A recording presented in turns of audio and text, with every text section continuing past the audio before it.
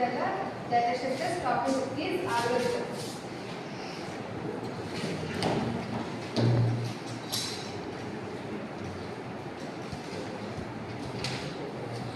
Algorithm అంటే ఏంటంటే మనకు తెలుసు, అది ఒక స్టెప్ బై స్టెప్ ప్రాసెస్ కింద రాసుకుంటాం. అది ఏంటంటే మనకు అర్థమైన భాషలో రాసుకుంటాం. అది ప్రోగ్రామ్స్ ఏవైనా ప్రాబ్లమ్స్ కానీ ప్రోగ్రామ్స్ కానీ మనకు అర్థం కానీ ఏమైనా ఉన్నాయనుకో, అది అర్థం అవడానికి మనం ఒక స్టెప్ బై స్టెప్ కింద రాసుకుంటాం అన్నమాట.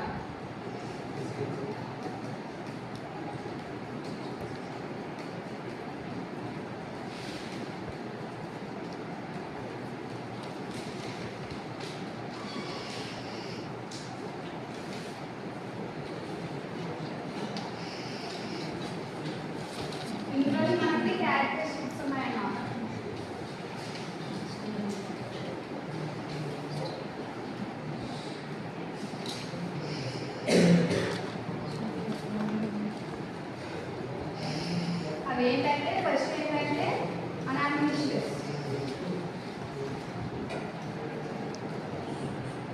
నెక్స్ట్ ఇన్పుట్, నెక్స్ట్ అవుట్పుట్, ఫైనల్నెస్,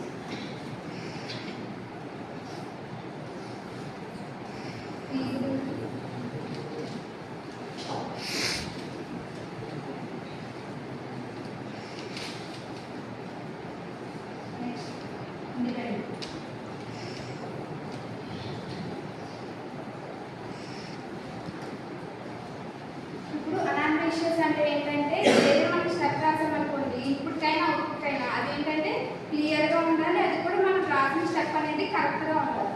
అప్పుడు దీన్ని అనానిమస్ అని అంటారు. అది ఇన్పుట్కైనా సరే అవుట్పుట్కైనా సరే.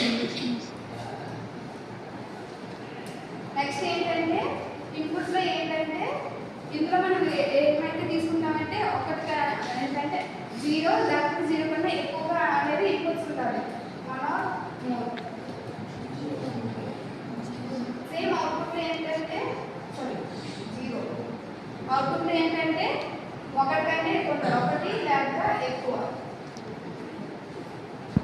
అప్పుడు అవుట్పుట్ అంటాం. ఫైనల్నెస్ అంటే ఏంటంటే ఇప్పుడు ఒక స్టెప్ ఉంది, ఆ స్టెప్ అనేది అది కరెక్టా కాదా, అప్పుడు దాన్ని ఫైనల్నెస్ అంటారు. ఏంటంటే ఇందులోని మనం ఒక స్టెప్స్ అనేది ఒక సర్టెన్ అమౌంట్ ఉంటుంది, అప్పుడే ఇప్పుడు ఇన్ని స్టెప్స్ వచ్చాయి, ఆ స్టెప్స్లో కూడా మనం రాయాలన్నమాట. దాన్నే ఫైనల్నెస్ అంటాం. ఫీజిబిలిటీ అంటే ఏంటంటే అది మనకున్న రిసోర్సెస్లో ఫీజిబుల్గా కాదా అనేది చెప్తుందన్నమాట. నెక్స్ట్ ఏంటంటే ఇండిపెండెంట్. ఇండిపెండెంట్ ఏంటంటే మనం రాసిన algorithm step by step process ప్రతి ఒక్క స్టెప్ అనేది ఇండిపెండెంట్గా ఉండాలన్నమాట. అప్పుడు దాన్ని ఇండిపెండెంట్ అంటారు అంటాం. నెక్స్ట్ ఏంటంటే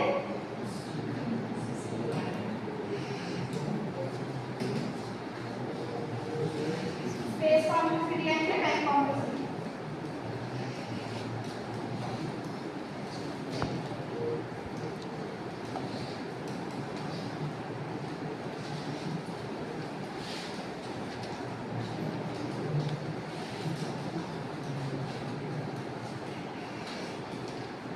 స్పేస్ కాంప్లెక్సిటీ అంటే ఏంటంటే ఇక్కడ మనం ఇప్పుడు ఒక డేటా ఇస్తాం, ఒక అమౌంట్ ఆఫ్ మెమరీ ఉంది.